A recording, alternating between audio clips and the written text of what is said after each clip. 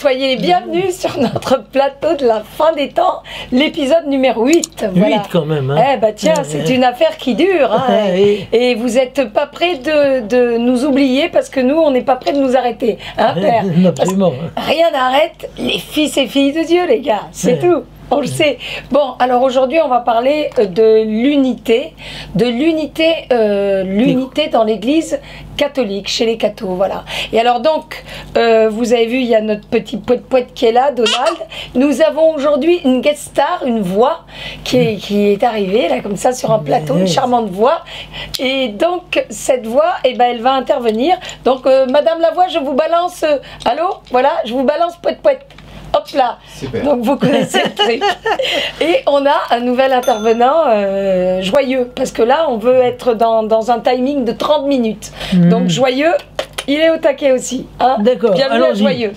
Père, on vous laisse démarrer comme d'habitude. Oui, alors on va écouter la prière de Jésus, parce que c'est important de savoir ce qu'il a demandé à son Père juste avant la Passion. J'ai manifesté ton nom aux hommes que tu as attirés du monde pour me les donner. Ils étaient à toi.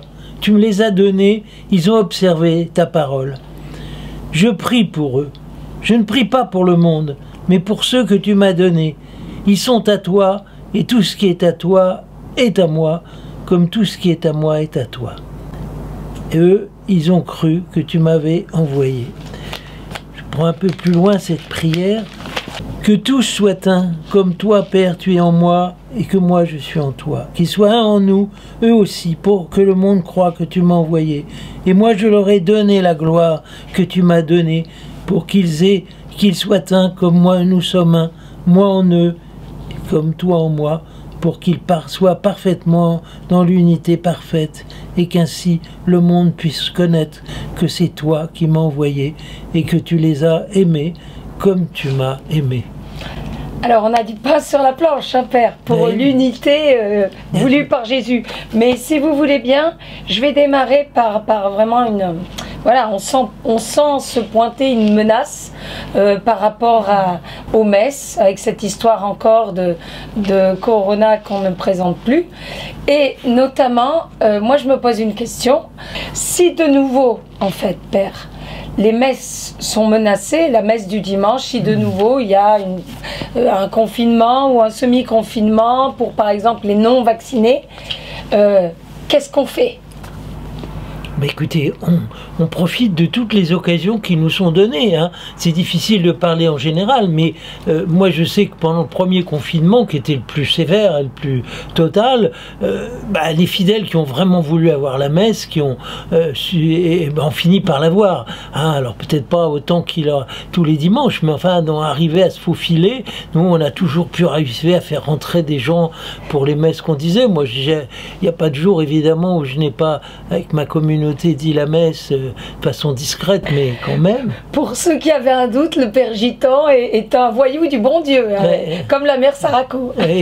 Bon, mais je ne suis pas le seul, hein. Je vois que ça s'est fait beaucoup et qu'il y a eu une réaction suffisamment salutaire pour qu'on voit que l'idée qu'on doive se laisser impressionner par les sanctions ou les choses comme ça n'a pas lieu d'être. Alors, c'est pas d'être provoquant, c'est pas d'essayer d'aller contre tout le monde, mais enfin, il faut qu'on se dise, hein, pendant les révolutions, la Révolution française par exemple, malgré les terribles mesures qui menaçaient les prêtres qui risquaient leur vie à chaque fois, eh bien ils réunissaient des gens, il y avait des guetteurs qui veillaient. On raconte que le curé d'Ars, quand il était jeune, sa maman l'a amené comme ça à des messes clandestines et ça l'a beaucoup marqué, ce fait que pour avoir la messe, on est prêt à prendre des risques, quoi. Alors bon, on va voir, hein, mais il ne faut pas non plus imaginer que tout va forcément aller dans le pire.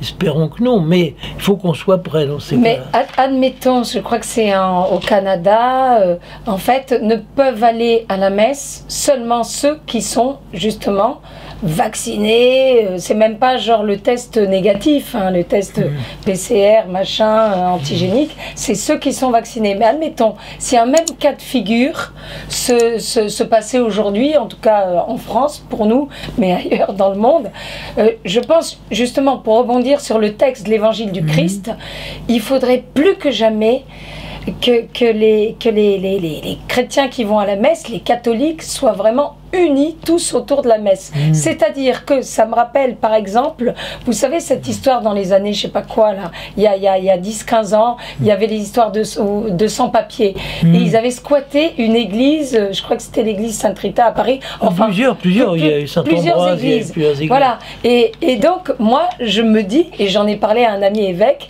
qui m'a dit, en aparté, ma fille, fais-le, t'as ma bénédiction. Évidemment, je dirais pas qui c'est. Et donc, en fait, c'est quoi l'idée? C'est que, eh ben voilà quoi. Franchement, rien ni personne n'a le droit de nous priver de la Sainte Eucharistie. On est d'accord, Père? Et donc, Jésus, c'est la volonté du Christ. Il s'est offert pour la multitude. Il n'a pas dit, vous ferez cela en mémoire de moi, sauf les jours ouvrables. Je veux dire, s'il y a bien des portes qui ne doivent jamais se refermer, c'est les portes d'une église. Et s'il y a bien quelque chose enfin, qu'on doit consommer pour une chose, enfin voilà quoi, essentielle, c'est, pardon, mais enfin, c'est la Sainte Eucharistie. Donc en fait, le truc, ça serait qu'on soit tous, l'idée que j'ai eue, c'est qu'on soit tous vraiment unis pour la messe du dimanche, les vaccinés comme les non vaccinés, et que si vraiment on est ensemble et qu'on envahit nos églises en étant tous dans cette joie des fils de Dieu, dans l'entraide et non pas dans le coup que le démon est en train de nous faire encore, parce que il nous divise même, Père, hein, par rapport au vaccin, quoi. Il y a les cathos maintenant qui regardent d'un mauvais œil les cathos non vaccinés. C'est terrible. Oui, ça on voit très bien, mais dès le début on a vu que c'était un facteur de division, pas seulement sur la question du vaccin, mais sur la manière d'envisager la situation. Les gens disaient, il y a des exagérations, ça. D'autres disent non, il faut suivre très précisément les règles. Oui, on a vu que, or ça, c'est pas de droit divin, hein, ces questions-là sont quand même des questions relatives. Il faut qu'on soit capable de ne pas s'opposer les uns aux autres pour des questions pareilles. Enfin, c'est un peu terrible, quoi. Mais surtout si on est unis, imaginez même les curés, s'ils voyaient vraiment d'un coup qu'il n'y a plus de sélection à l'entrée entre passe-moi ton passe, fais pas de blanche, machin, si vraiment, enfin, ils voient des âmes, des chrétiens assoiffés de notre Seigneur, qui viennent réclamer le pain de vie, le précieux corps sans âme et divinité de notre Seigneur, Père. Enfin, franchement, vous croyez qu'il y a des curés qui diront non, toi, tire-toi? Il y en aura sans doute, mais, mais enfin, bon, oui, on verra. Mais moi, j'ai du mal à me mettre dans une situation qui n'est pas encore réelle. Hein. Il me semble que le jour où ça arrivera, Dieu donnera aux pasteurs, à tous les niveaux, et puis aux fidèles, le sens de ce qu'ils ont à faire. Et prions pour que ça ne soit pas, source de division, effectivement, mais au contraire, source d'unité, en disant on est tous ensemble. Et comme vous dites, cette belle image que les fidèles envahiraient l'Église en disant, ben voilà, qui qu'on soit, noir, blanc, petit, grand, vacciné, pas vacciné, on est tous un même peuple et on vient prendre notre place à la table. Ah, la voix. Que faites-vous des risques de contamination? Écoutez, les risques, actuellement, il y a 30 morts, même moins de 30 morts par jour dans toute la France. Donc le risque de mort est assez faible. Hein. Il y a beaucoup d'autres maladies beaucoup plus terribles actuellement. Donc, et apparemment, même si on attrape le Covid, j'ai un ami qui est là, c'est pas très drôle, mais enfin, on n'en meurt pas quand même. On croirait qu'on prend des mesures qui seraient justifiées si c'était le choléra ou la peste du XIVe siècle, où un Français sur deux mourait, un Français sur trois, mourait dans l'année de la peste. On n'en est pas là actuellement. Enfin, on voit bien que c'est une exagération qui est telle que, enfin, c'est même risible. Enfin, qu'on pour quelque chose qui est moins dangereux que la pollution, on prenne des mesures beaucoup plus grandes. Mais d'ailleurs, à l'époque du Christ, quand le Seigneur allait vers les personnes, les lépreux, c'était autre chose, la lèpre, que le coronavirus, quoi. Et pourtant, Jésus, qu'est-ce qu'il faisait? Il touchait, il embrassait. Alors, on n'est pas là en train de dire, soyons irresponsables, on s'en fout, youpi, vive la vie. Mais en même temps, bon sang, regarde, quand on voit tous les premiers apôtres, là, les premiers chrétiens, les apôtres, ils allaient carrément, on voulait les empoisonner, Père. Ils étaient jamais morts, on les lapidait, ils crevaient jamais, ils touchaient, ils se faisaient mordre par des par des serpents, hop, tout va bien. Qu'est-ce qui nous sépare de cette époque-là? Peut-être notre manque de foi. C'est exactement ça, oui.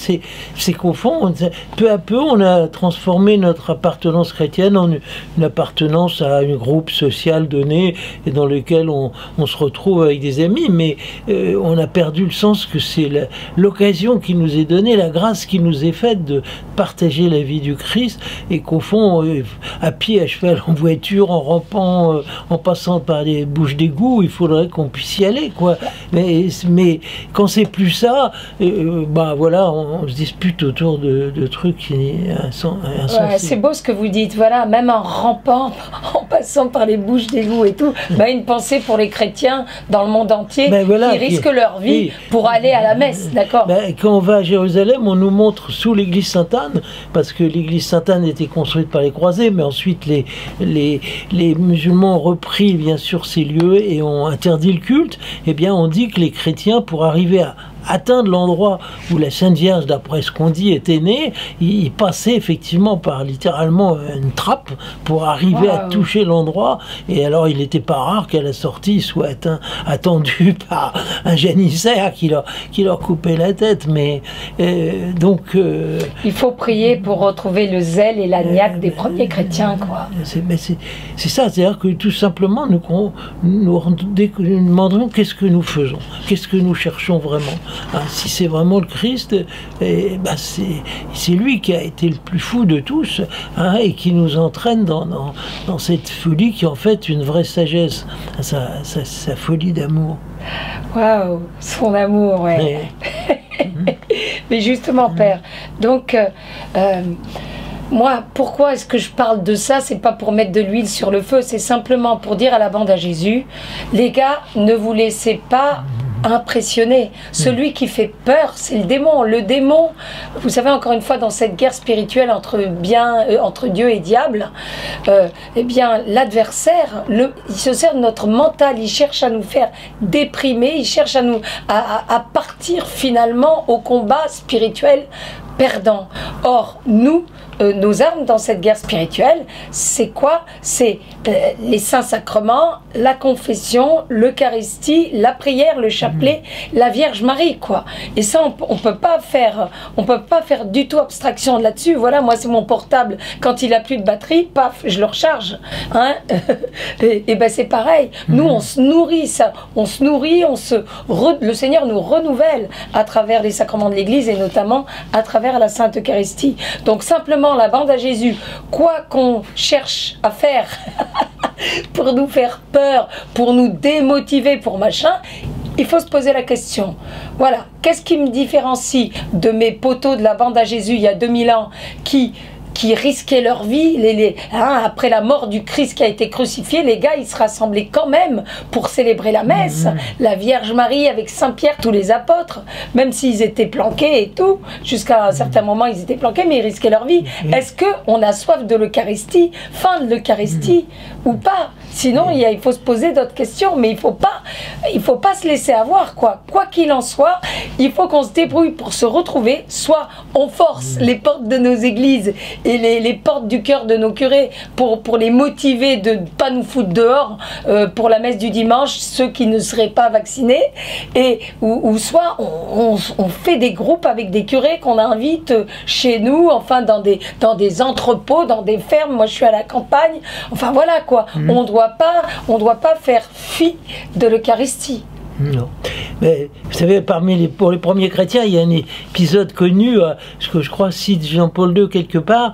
Il raconte qu'il y avait des chrétiens comme ça, ils s'étaient réunis pour la messe le dimanche, et alors ils ont été pris. Et les gars disaient, mais vous êtes fous, pourquoi vous êtes réunis comme ça le dimanche? Tout le monde sait maintenant que c'est votre jour de rendez-vous. Mais oui, mais que ferions-nous si nous n'avions pas le dimanche, hein? Et ils ont pris le risque de se faire coffrer ce jour-là, hein, parce que il n'était pas pensable qu'ils ne se retrouvent pas le dimanche, hein. Quand on voit aujourd'hui combien de gens ont pris l'habitude de dire, oh si je veux pas ce dimanche, c'est pas grave, hein, des gens ont risqué leur vie pour ce dimanche. Et en Afrique, on me dit qu'il y a des gens qui font font des dizaines de kilomètres pour avoir vont à pied en distance pas possible pour avoir la messe, quoi. Bon, alors, ne jetons pas la pierre à ceux qui sont pas comme on voudrait, mais il faut qu'on réveille cette ardeur, hein, qui s'est tout doucement endormie, et qu'on se fasse un cœur capable de résister, parce que progressivement on voit que on a vécu dans une certaine facilité, on voit que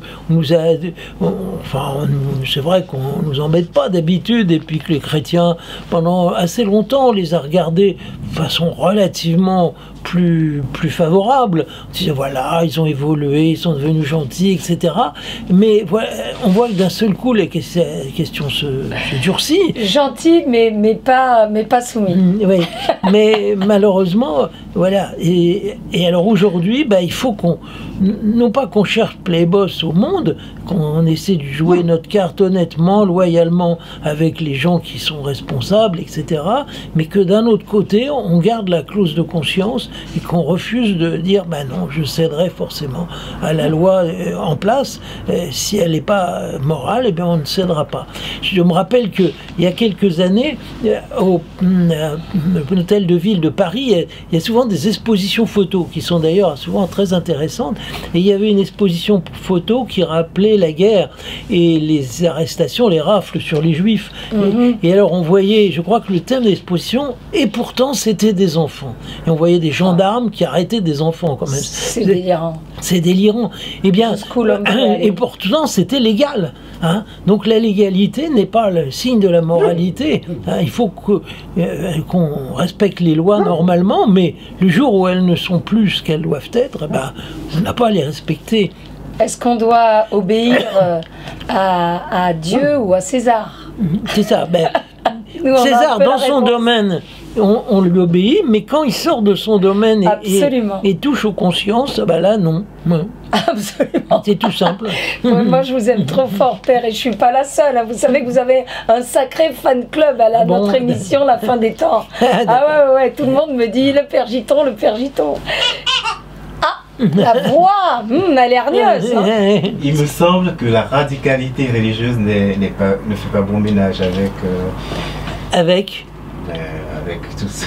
Avec quoi? Avec la République, avec le monde d'aujourd'hui, la pensée. Oui, mais est-ce qu'on est radical? Est-ce qu'on est radicaux? Oui, non, on est intègre dans le sens on aime. Oui. On a fait une rencontre qui nous donne des ailes et qui fera que voilà quoi.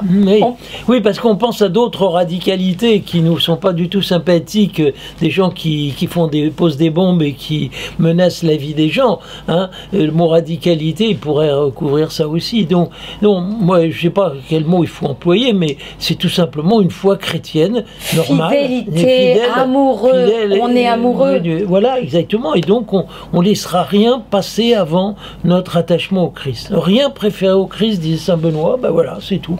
C'est ça un chrétien. Et le reste, il est bon citoyen, bon père de famille, bon travailleur. Enfin, il essaie de faire bien les choses. Madame Lavoie, j'ai une question à vous poser, d'accord? Puisque vous avez la verve, j'aime beaucoup ça. Si demain, on touchait à l'être que vous aimez le plus sur Terre, je sais pas, votre femme, votre enfant, votre dernier-né, est-ce que qu'il y ait une loi qui interdise que vous veniez en aide à l'être que vous aimez le plus sur la Terre? S'il y avait une loi qui vous interdise de lui venir en aide ou de l'emmener aux urgences pour se faire soigner, est-ce que vous suivriez la loi? Est-ce que par amour, vous auriez pas envie de passer toutes les barricades, d'être créatif par amour pour la personne? Franchement. Oui, c'est vrai, mais... Oui, non, il n'y a pas de mais, c'est oui ou non. Mais non. La même chose. Nous, on est des vrais authentiques, Madame Lavoie. On est des vrais authentiques cramés du bon Dieu. C'est peut-être ça, notre truc. Voilà, tu vois, on l'aime par-dessus tout, notre Seigneur. C'est pour ça qu'on fait ce genre d'émission, qu'on fait des témoignages, qu'on s'expose, chacun dans notre style. Mais on s'en fout, quoi. Avant nous, d'autres l'ont fait, et après nous, d'autres le feront. c'est l'amour, c'est la rencontre. Donc c'est pour ça finalement, contre la perte de la foi qu'on appelle l'apostasie, ça me fait penser aux mises en garde de la Vierge Marie à Notre-Dame de Fatima, la perte de la foi dans l'Église. Évidemment, si on avait vraiment foi à notre Dieu d'amour, mais on ferait partie de ceux qui restent au pied de la croix, comme ont fait les femmes, Marie-Madeleine, et avant tout bien sûr la Vierge Marie, l'apôtre Saint Jean, un homme, et Marie-Madeleine. C'est tout. En fait, c'est finalement tout ce qui se passe. Il y a du bon parce que ça nous oblige à nous recentrer sur notre vraie relation avec notre Dieu. On se rend compte, si on l'aime assez pour préférer la vraie rencontre incarnée dans l'Eucharistie le dimanche, alors qu'on a autre chose à faire, alors que l'être humain est de plus en plus feignasse et prisonnier de la doctrine, de la dictature de l'urgence. Voilà, c'est tout finalement. Ça nous. Est-ce que je me bouge pour aller rejoindre mon Seigneur, qui lui me rejoint dans l'Eucharistie ou pas? Finalement, ça a du bon parce que ça nous réveille un peu toutes ces histoires. Hein, par rapport à notre vraie relation avec Dieu. Alors moi je voudrais juste terminer, puisque j'ai mon petit, il est là, voilà, notre petit joyeux, qui me dit meuf speed. Donc du coup, simplement on terminera par, voilà, notre soutien à tous ces, à l'église catholique, notre église qui est tellement attaquée avec ces histoires, vous savez tous, de pédophilie, encore une fois, qui ont donc une enquête faite depuis 70 ans, c'est ça, juste après, genre, toute l'époque de mai 68, tout ça, en gros, donc avec toutes les idées, la libertine, le laxisme qui est lié à tout ça, et donc, quand même, 3% donc de prêtres, hein, c'est ça, Père? Je ne veux pas dire des bêtises. Non, non, c'est tout à fait certain. 3% de prêtres de l'Église catholique donc ont commis des choses abominables, irréparables, vraiment abominable, parce que toucher à un enfant, Jésus-Christ, il est très clair là-dessus, un malheur à celui qui scandalise un petit enfant, et même à des plus grands. Il n'y a pas, avant tout, les enfants, l'innocence fragile, abandonnée, mais même les plus grands, quoi. Donc ça, c'est pas, on n'est pas là, en tout cas, je ne suis pas là, en train de dire 3%, c'est rien, on s'en fout, youpi. C'est pas ça, ça serait démoniaque, et franchement, j'oserais plus mettre le pied dans une église, ni nulle part d'ailleurs. C'est pas ça, mais simplement au niveau du chiffre. D'abord, savoir que à cause de 3% qui sont même plus 3% maintenant, qui sont au moins la moitié, donc 1,5% de nos jours, puisque ça, le rapport dit que ça c'est complètement aujourd'hui, c'est plus du tout significatif ce chiffre des 3%, c'est beaucoup moins. Mais bon, dans la globalité de l'enquête, c'est ça qui ressort. Donc qu'à cause de 3% de prêtres malheureux, vraiment plus que malheureux, et c'est désastreux, à cause de ces 3% de prêtres, que fait-on des 80 autres 17% qui sont juste super, des gars d'église, des gars qui sont là, qui se sont engagés par amour pour Dieu, comme vous, et par amour pour nous, les brebis.